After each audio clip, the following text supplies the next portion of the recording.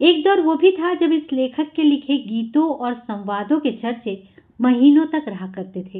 हे काल रात्रि है कल्याणी, तेरा जोड़ धरा पर कोई नहीं। दुनिया का कोई रिश्ता छोटा या बड़ा नहीं होता, पर मेरी माँ के बराबर कोई और खड़ा नहीं होता। क्या मेरी माँ के बराबर कोई नहीं, मेरी माँ के बराबर कोई नहीं। इनके गाने लोगों के जेहन में उतर जाया करते थे।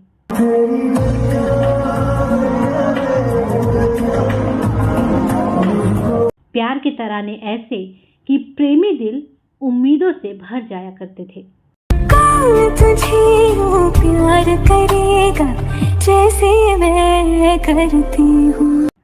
इनके भक्ति गीतों के बिना कोई भी भजन संध्या अधूरी मानी जाती थी। चौखट पे चल के आज चारों धाम आए हैं, बजाओ ढोल स्वागत में मेरे घर राम आए हैं। और देशभक्ति के गीत ऐसे कि वीरों में नया प्राण फूंक दे। मेरी ज़मीं महबूब मेरी नस नस में तेरा इश्क बहे। वो बाहुबली में लिखे इनके हिंदी संवाद ही थे जिसके कारण बाहुबली का परचम हिंदी प्रेमियों के बीच लहरा पाया। जब तक तुम मेरे साथ हो मुझे मारने वाला पैदा नहीं हुआ मामा। और कौन बनेगा करोड़पति में लिखे गए इनके गीत और संवाद लोगों में आस जगा गए। अच्छा लगा ना, बहुत मजा आया। जब इन्होंने राम पर लिखा तो ये जन जन के प्रिय हो गए। बजाओ ढोल स्वागत में मेरे घर राम आए हैं। पर फिर इन्हीं राम पर लिखे इनके संवादों ने उनका सारा स्टारडम छीन लिया। तो आगे बढ़ो और गाड़ दो अहंकार की छाती में विजय का भगवा ध्वज। हर हर महादेव। आज लोग उनके पुतले फूंक रहे हैं और सरेआम उनको गालियां दे रहे हैं।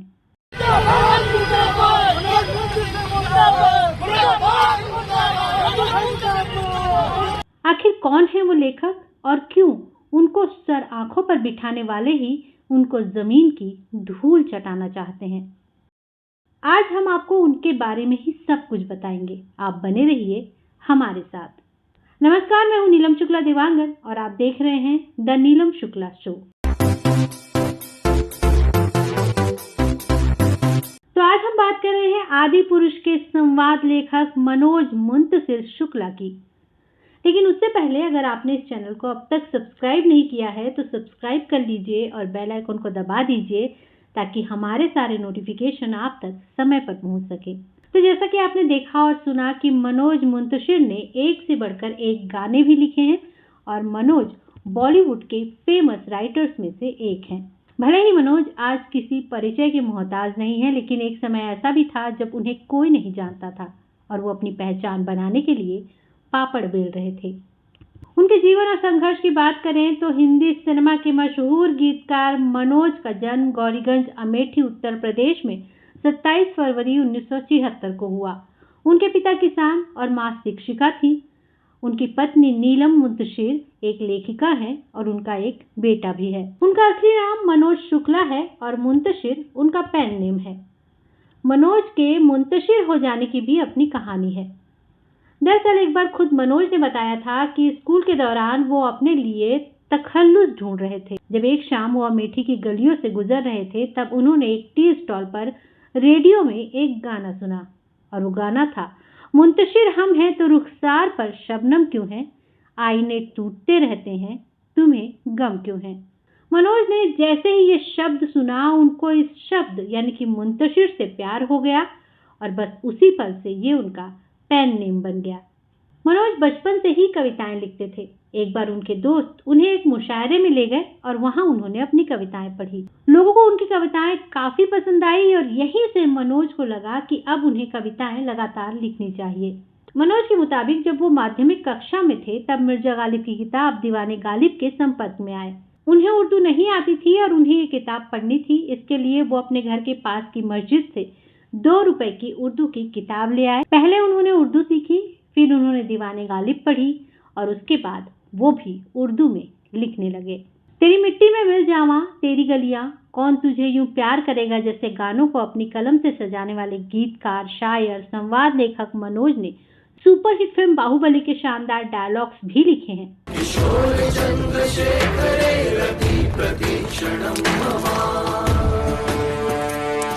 लेकिन ये सफलता उनको रातों रात मिल गई हो, ऐसा भी नहीं है। इसके लिए उन्होंने काफी संघर्ष किया, और इतना ही नहीं, ये दिन देखने के लिए एक बार तो उनकी शादी भी टूट चुकी है। हुआ यूं कि घर वालों ने उनके लिए लड़की ढूंढकर उनकी शादी तय कर दी। 13 मई 1997 का मुहूर्त निकला। सब तैयारियां हो चुकी थी, कार्ड छप चुके थे, लेकिन 2 महीने की कोर्टशिप के बाद शादी टूट गई। मनोज खुद बताते हैं कि शादी के कुछ दिन पहले लड़की का भाई उनसे मिलने आया और पूछने लगा कि जीजा जी आप काम क्या करते हैं। तो उन्होंने बताया कि वो गीत लिखते हैं। इस पर लड़की के भाई ने कहा वो तो ठीक है, लेकिन आप करियर में क्या करेंगे। मनोज ने तब भी एक ही जवाब दिया कि वो ताउम्र केवल गीत ही लिखेंगे और लेखन में ही अपना करियर बनाएंगे। ये बात सुनकर वो बिना कुछ कहे घर से लौट गया, लेकिन इसके बाद उनकी शादी टूटने की खबर आई। मनोज ये भी बताते हैं कि जब वो इलाहाबाद यूनिवर्सिटी से ग्रेजुएशन करने के बाद 1999 में मुंबई आए तो उनके जेब में केवल 700 रुपए थे। उन्होंने अपने पिता से मुंबई जाने के लिए 300 रुपए मांगे थे। तब उनके पिता ने उनको 700 रुपए देकर कहा था कि इसमें वापसी के भी पैसे हैं, जैसे ही तुम्हें लगे कि वहाँ कुछ नहीं हो पा रहा है तुम लौट आना। मुंबई आने से पहले वो 1997 में इलाहाबाद में ऑल इंडिया रेडियो में 135 रुपए के वेतन पर काम भी किया करते थे। मुंबई तो आ गए थे, लेकिन यहीं से उनका संघर्ष शुरू हुआ। मुंबई आने के बाद उन्होंने अनूप जलोटा के लिए भजन लिखे, जिसके लिए उन्हें 3000 रुपए मिले। इसके बाद साल 2004 में उन्हें फिल्म रंग रसिया के गाने लिखने का मौका मिला, लेकिन किन्हीं वजहों से ये फिल्म 10 साल बाद 2014 में रिलीज हुई। उनको पहला बड़ा ब्रेक कौन बनेगा करोड़पति में मिला। सुपरस्टार अमिताभ बच्चन की वजह से उनकी टीवी इंडस्ट्री में एंट्री हुई। बिग बी ने उन्हें कौन बनेगा करोड़पति के डायलॉग लिखने के लिए दिए। इसके साथ ही मनोज ने अन्य रियलिटी शोज जैसे इंडियाज गॉट टैलेंट, झलक दिखला जा और इंडियन आइडल जूनियर की भी स्क्रिप्ट लिखी। इसी दौरान 2005 की फिल्म यू बॉमीज एंड मी में उनको गाने लिखने का भी मौका मिला और वो बतौर गीतकार अपने करियर की शुरुआत कर पाए। इस फिल्म में उन्होंने 4 गाने लिखे। इसके बाद 2014 में उन्होंने श्रेया घोषाल के पहले एल्बम हमनशी के कुछ गाने लिखे जो चार्ट बस्टर बन गए। इसके बाद मनोज सफलता की सीढ़ियां चढ़ते गए। मनोज ने कई पॉपुलर गाने लिखे और कई फिल्मों के डायलॉग भी। अगर मनोज के पॉपुलर गानों की बात करें तो मनोज ने बाहुबली द बिगिनिंग और बाहुबली द कंक्लूजन के हिंदी वर्जन, जय गंगा जल, MS Dhoni, the untold story, बादशाहों जैसी फिल्मों के गाने लिखे हैं। इसके अलावा उन्होंने एक विलेन का गलियां, हाफ गर्लफ्रेंड का फिर भी तुमको चाहूंगा, कबीर सिंह का कैसे हुआ और केसरी का तेरी मिट्टी में पहली पुस्तक मेरी फितरत है मस्ताना प्रकाशित हुई। 2022 में उन्हें साइना फिल्म के गाने के लिए राष्ट्रीय पुरस्कार भी मिला।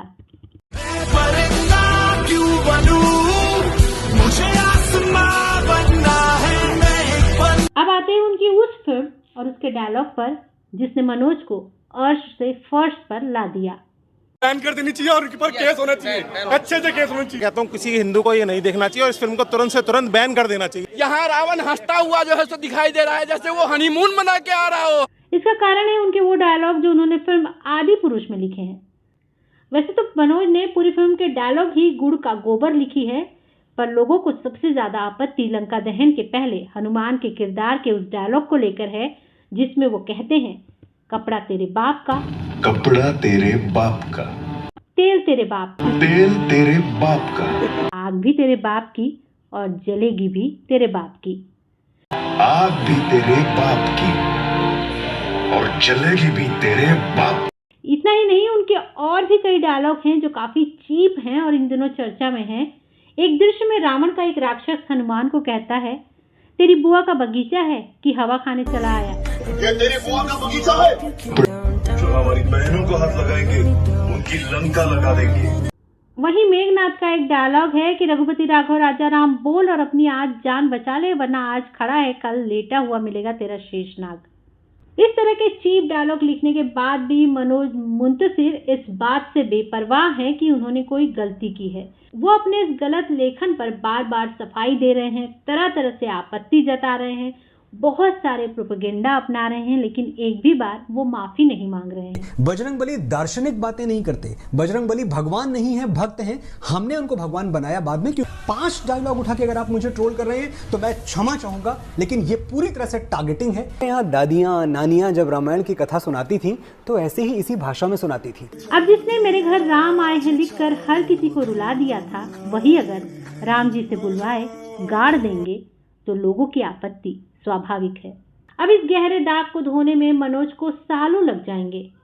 उनकी इस बड़ी सी भूल को लोग यूं ही ना भुला पाएंगे। उस पर तुर्रा ये कि वो अपने इस लेखन को जस्टिफाई कर रहे हैं। ये बात उनको और भी गर्त में लेकर जाएगी। तो हमारी ये स्टोरी आपको कैसी लगी हमें ज़रूर बताइएगा। साथ ही हमारे इस चैनल को अगर आपने सब्सक्राइब नहीं किया है तो सब्सक्राइब कर लीजिए, बेल आइकॉन को दबा दीजिए। और आज के लिए मुझे यानी अपनी दोस्त और होस्ट नीलम शुक्ला देवांगन को दीजिए इजाज़त। नमस्कार।